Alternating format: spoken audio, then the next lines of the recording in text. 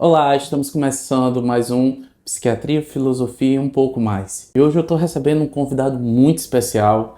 Ele é médico formado pela Unicristos, tem residência de pediatria pelo Hospital Valdemar de Alcântara, ele é mestre em ensino em saúde, além do mais tem uma formação em neurociência, está cursando doutorado agora e por fim também tem atuação como professor da Unicristos nos campos do IPRED e da UPA da Praia do Futuro. Então recebo ele, Dr. Caio César Espíndola. Prazer enorme estar aqui com você hoje. Agradeço pelo convite, uma participação nesse novo projeto tão importante, de uma pessoa tão importante, também na minha formação, que apesar de termos estudado juntos em muitos momentos, principalmente na parte da psiquiatria, claramente, me ensinou muitas coisas. Fico muito feliz. E aí, Caio, a primeira pergunta que a gente começa assim nosso bate-papo é que tu hoje trabalha no IPRED. O IPRED é um centro aqui em Fortaleza de acolhimento, de assistência em saúde, é uma referência dentro do contexto do autismo, tem terapias e tudo. Como é essa tua vivência no IPRED? O que é que tu trabalha com os alunos? Tu recebe alunos lá? Como é o dia a dia? E me fala, vamos começar falando um pouquinho dessa rotina. Realmente, é um dos centros de referências aqui de Fortaleza para atendimento de crianças com suspeita ou com diagnóstico de autismo. Recentemente, até conversando com alguns coordenadores de lá, fiquei bem impressionado que relataram que existe uma fila atualmente em Fortaleza de 52 mil crianças com suspeita de TEA, e boa parte dessas crianças são atendidas no IPRED. Lá nós trabalhamos em duas vertentes mais importantes, que seria baixo peso e baixa estatura, e também nos atrasos de desenvolvimento ou então alteração do comportamento, porque dentro do próprio IPRED nós temos um setor específico que é da pediatria do comportamento e do desenvolvimento, ou do desenvolvimento e comportamento, o PDC. Então, essas crianças que são encaminhadas para o nosso atendimento, muitas vezes nós fazemos a triagem inicial para encaminhar para o pediatra especialista para avaliar tanto a questão do comportamento quanto do desenvolvimento, para ver um possível diagnóstico de TEA, TDAH,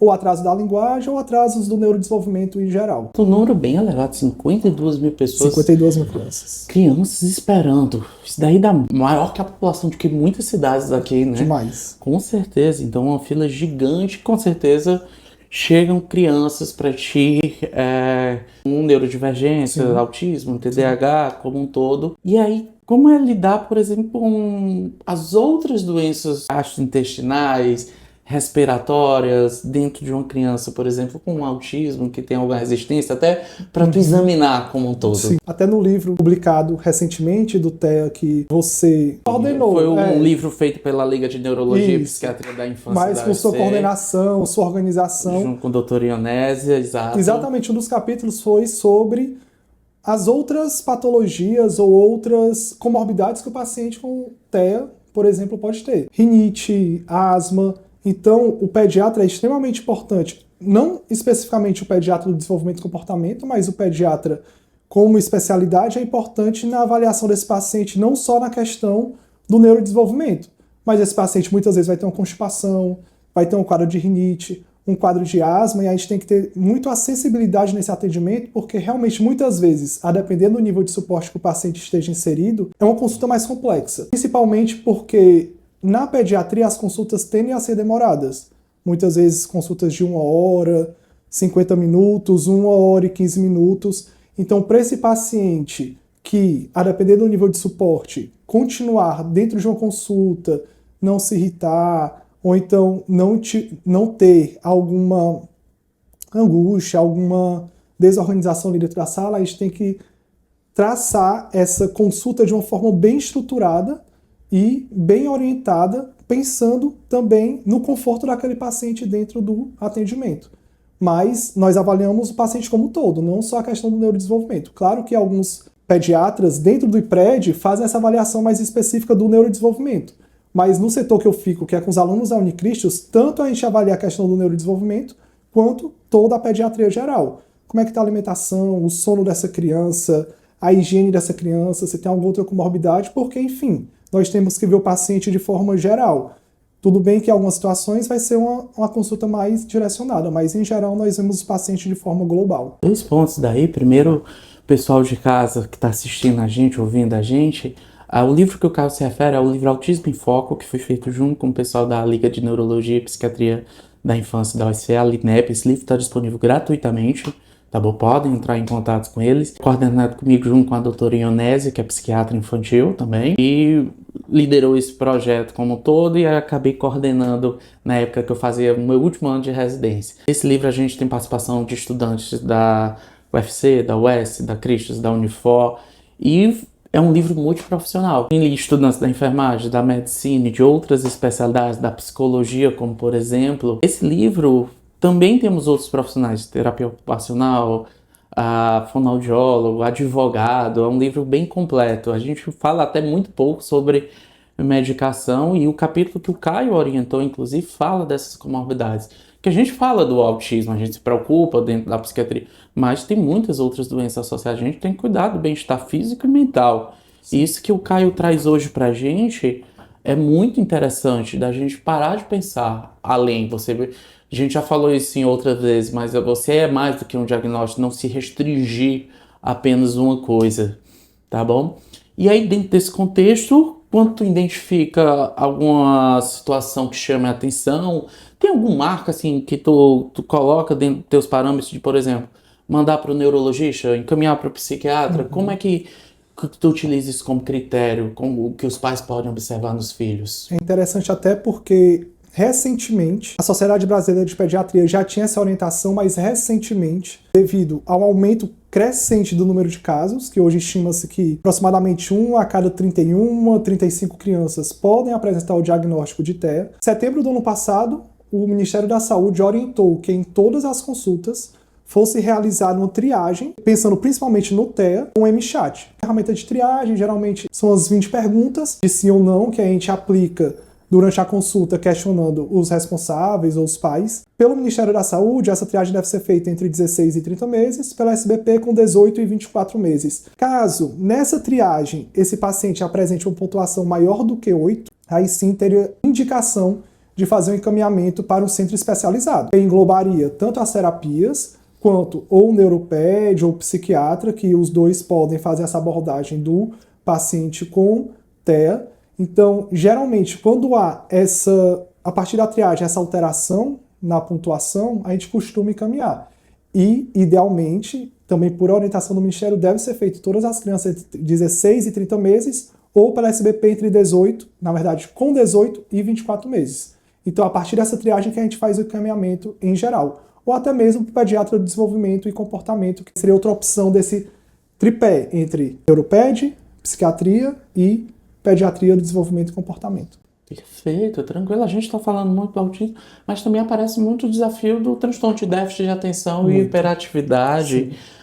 Como é isso dentro do desenvolvimento escolar? Como é que impacta? Como identificar o que é diferencial? O que é uma criança mais agitada? O que é o ser criança? E não, realmente a gente precisa intervir dentro de um déficit de atenção aí. Recentemente, somente nos últimos 2, 3 anos, talvez esteja sendo uma das principais queixas dos pais de ele é muito agitado. Não é nem mais desatenção, é mais a agitação, que aí hoje, atualmente, nós temos o fator confundidor, que vai ser basicamente o uso de tela. As crianças que, no mundo ideal, não deveriam estar usando tela, por exemplo, abaixo de 2 anos, não há indicação de uso de tela.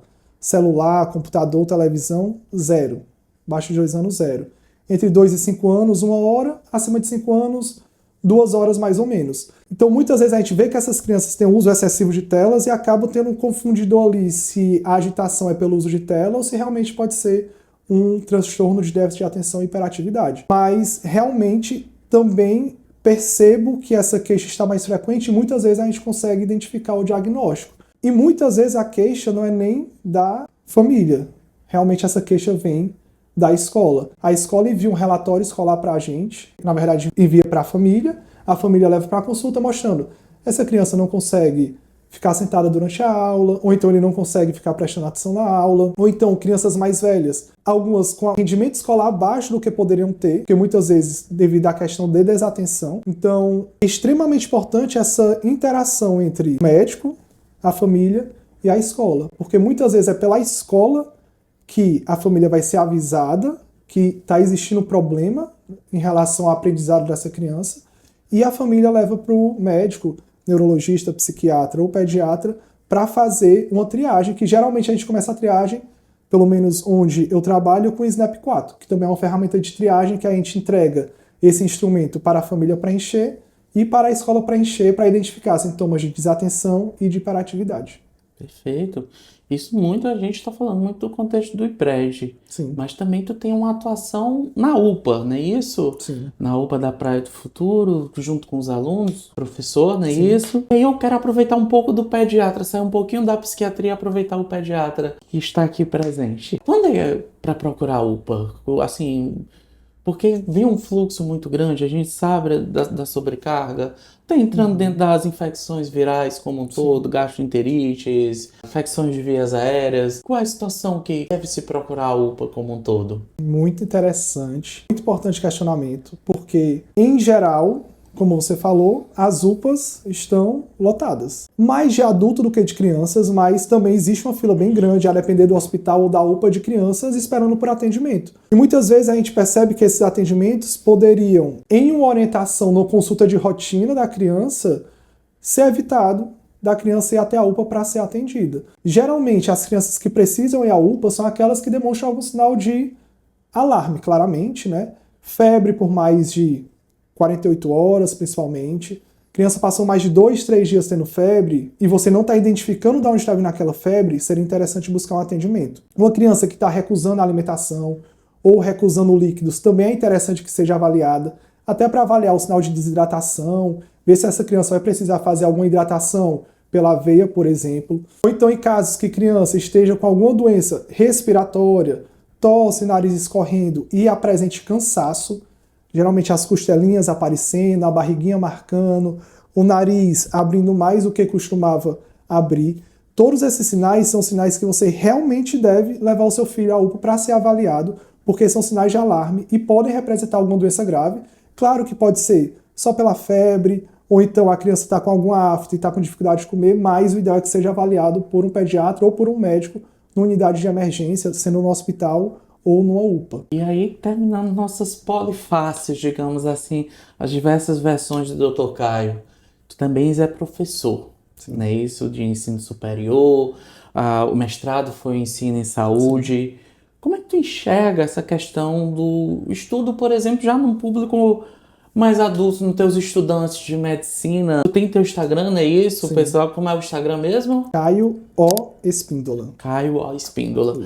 Isso. E aí dentro disso tu dá várias dicas de estudo, de rendimento, tu tem muito esse foco dentro do ensino. Como é que tu enxerga hoje, por exemplo, os estudos com as novas tecnologias? Como é que tá o pessoal dentro da faculdade? Estudamos juntos. E o que eu percebo hoje é uma diferença muito importante da visão do estudante quanto à forma de estudar quando comparado à nossa época. Quando a gente estava na faculdade, a gente tinha muito a forma de um estudo passivo. A gente assistia a aula, a gente lia um capítulo de livro, lia um artigo e pensava que aquilo estava fixando. Mas existem formas de aprender que são mais efetivas, que as tecnologias também podem ajudar, principalmente com o uso de questões de múltipla escolha, de flashcards. E quando eu voltei para a universidade para ser professor, eu percebi que já existia essa visão mais enraizada nos alunos. Então, muitos alunos estudando claramente de forma inicialmente passiva, que você precisa ler um livro, precisa ler um artigo, mas revisando de forma ativa. Uso de flashcards, uso de questões, autoexplicação, preparação de aulas. E as tecnologias vêm para ajudar exatamente nisso. Então, existem hoje muitos aplicativos que podem auxiliar tanto a elaborar seus próprios flashcards, principalmente a inteligência artificial, por exemplo, o ChatGPT, Gemini ou outras inteligências artificiais. Se você alimentá-las a partir de referências e der um prompt adequado, ela consegue fazer flashcards de forma bastante adequada, realmente flashcards que vão agregar o seu conhecimento. E também aplicativos bem conhecidos que também na nossa época já tinha, não faz tanto tempo assim, mas já tinha, como Anki, como Quizlet, que são aplicativos que podem ser utilizados para você fazer seus próprios flashcards e, a partir daí, você estudar, porque ele usa tanto a recordação ativa quanto a revisão espaçada. Ele avisa para você quando que você tem que revisar. Então, eu vi que realmente houve uma mudança na percepção dos alunos de como estudar de forma eficiente. E hoje em dia, muitos utilizam inteligência artificial também, o que pode ser positivo, porém, se você não utilizar de forma adequada, pode ter um prejuízo, se não for se não tiver uma curadoria ali daquele conhecimento. Se for um conhecimento que você não utilizar as referências adequadas, realmente, às vezes, a IA pode alucinar. Mas, em geral, eles estão bem conscientes da utilização de tecnologias novas para um aprendizado eficiente. Quem for acessar o Instagram dele, aconselho demais. Tem vários vídeos legais que tu bota, fala desses aplicativos, menciona, explica um pouquinho o funcionamento de cada um, mas de vez em quando tu traz algumas outras dicas que as pessoas se cobram meio que muito da ansiedade no desempenho, do uso de suplementos. Sim. Como é isso? O que é que tu vê essa questão, por exemplo, dos suplementos e da ansiedade dentro do rendimento e da memória? Suplemento, as pessoas até ficam chateadas quando eu falo, porque algumas vezes falam comigo, eu tomo ômega 3 para melhorar a memória, eu tomo esse polivitamínico, essas cápsulas que melhoram a memória, mas praticamente não há evidência de alguma medicação, de algum suplemento que realmente melhora a memória. Infelizmente, né? Se tivesse, estaríamos todos tomando. Em algumas situações específicas, por exemplo, pessoas com dieta pobre em ômega 3, não comem tantas leguminosas, não comem tantos peixes, realmente a suplementação talvez pudesse melhorar. Ou então, em idosos, a creatina pode melhorar um pouco a memória. Mas, infelizmente, o que realmente auxilia na consolidação adequada de conhecimento é dormir bem, comer bem, praticar atividade física e estudar. Né? Justo. Que é o mais fácil, mas é o mais fácil que é o mais difícil. E no meio, principalmente no meio médico, existe muita privação de sono de estudantes. Até porque eles se cobram muito. E essa cobrança muitas vezes pode ser prejudicial. Mas como é um meio que as pessoas costumam se cobrar muito, tem privação de sono, talvez essa privação de sono atrapalhe no rendimento. E a pessoa começa a se cobrar mais e acaba virando uma bola de neve. Então é tentar refletir sobre como você está se enxergando, né? O meu perfeccionismo, onde é que ele está me levando? Para onde ele está me levando? Ele está me fazendo bem ou ele está me fazendo ficar mais ansioso? E essa ansiedade está me ajudando ou está me atrapalhando? Então, se virar uma ansiedade patológica por cobrança, aí realmente dificulta o aprendizado. Mas, infelizmente, o que deve ser feito é o mais simples, que é o mais difícil. Dormir bem, comer bem, praticar atividade física e estudar de forma regular e espaçada, né? Sempre revisando. É justamente isso que a gente observa no consultório, das pessoas se cobrando muito e quer justificar, não, eu tenho TDAH. Não, tu precisa às vezes dormir, tu precisa se exercitar. Mudar o estilo de vida, às vezes, é a resposta. E até mesmo dentro do TDAH, se tu só tomar o remédio e não fizer essas mudanças, também não vem dentro desse rendimento. E aí tu me fala de uma cobrança muito grande. Tu observa muito hoje, por exemplo, abuso de café energético dentro dessa população assim, discreta? Recentemente, foi até publicado no trabalho de iniciação científica, a gente avaliou quantos alunos faziam uso de medicações para TDAH sem prescrição médica. Assim, abusar de cafeína é o básico, é o normal, né? Energético também, frequentemente as pessoas fazem o uso exacerbado, que pode até piorar a ansiedade e piorar o rendimento. Porque a dose máxima de cafeína diária, mais ou menos pra gente, para nós adultos, é de aproximadamente 400 miligramas. Mas o que me preocupa mesmo, ou me preocupa mais, é o uso de medicações sem prescrição médica. E a gente identificou que aproximadamente 57% das pessoas que utilizavam Ritalina, Venvance, utilizavam sem prescrição. Então era aquela coisa de, eu acho que eu tenho, eu consigo comprar de alguma forma, não sei, ou então às vezes eles até, ei amigo, me dá aí me dá aí o teu Venvance, me dá aí tua Ritalina. Que é um house, né? Tipo isso. Tá aqui, ó. Tá aqui, ó, tem uma sobrando. Então acabam por fazer um uso inadequado, sem um diagnóstico e sem acompanhamento, que pode até ser prejudicial. Então é preocupante, realmente é preocupante essa questão e tem que ter uma conscientização de alguma forma, tem que ter uma conversa, até porque muitos pensam que tem TDAH. Às vezes numa sala de 20 pessoas eu pergunto, quem é que acha que tem TDAH aqui?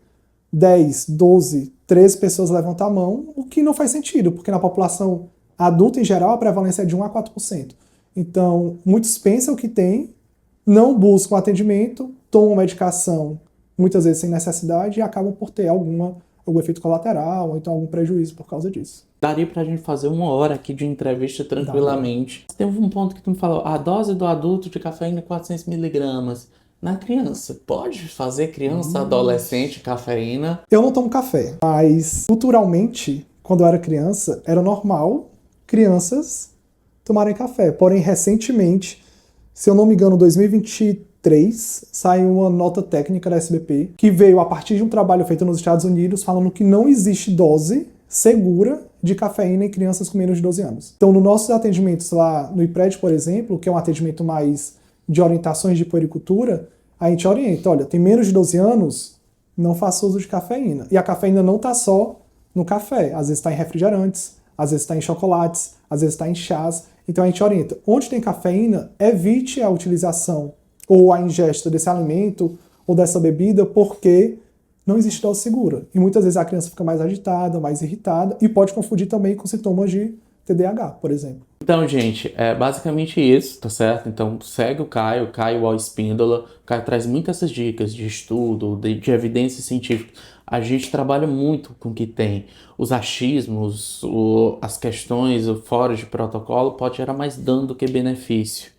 E aí eu queria te deixar um espaço, alguma mensagem final, algo que tu queria deixar para quem está nos ouvindo, nos assistindo nesse momento, seja por onde for. Qual a tua mensagem final sobre isso?